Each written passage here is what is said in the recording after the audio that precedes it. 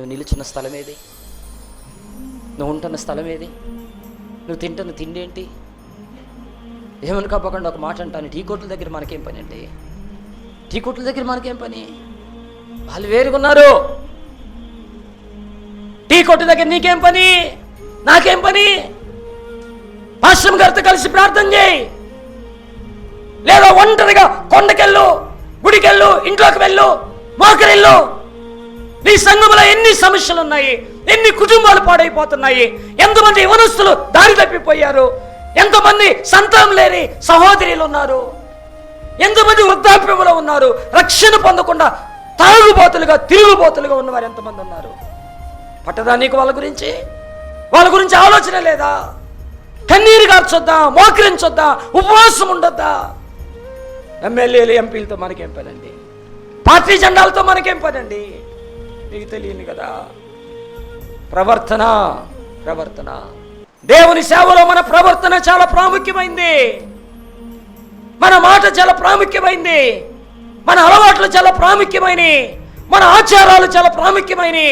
మన సిద్ధాంతాలు చాలా ప్రాముఖ్యమైనవి. వాళ్ళని వీళ్ళను చూడొద్దు, ప్రభువుని మాత్రమే చూద్దాం. మనం ప్రభువుని మాత్రమే చూద్దాం.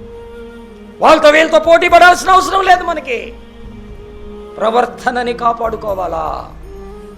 తోటి సేవకులతో పౌలు అంటున్నాడు, నేను ఆసియాలో కాలు పెట్టినప్పటి నుంచి, వింటున్నారు ఈ మాటలు, కాలు పెట్టినప్పటి నుంచి. ప్రవర్తన బాగలేకపోతే ఏముందండి? మీకు విషయం చెప్పంటారా?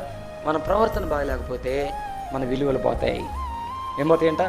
విలువలు పోతాయి. పేతురు ఏం చేశాడు? చలిమంట దగ్గర కూర్చున్నాడు. పేతురుని ఏమన్నారు చెప్పండి? వీడు కూడా యేసుతో ఉన్నవాడు కాడా? ఏమన్నాడంట? అంతకుముందు ఎప్పుడన్నా వీడు అనే పదం ఎక్కడన్నా వాడారా పేతురికి?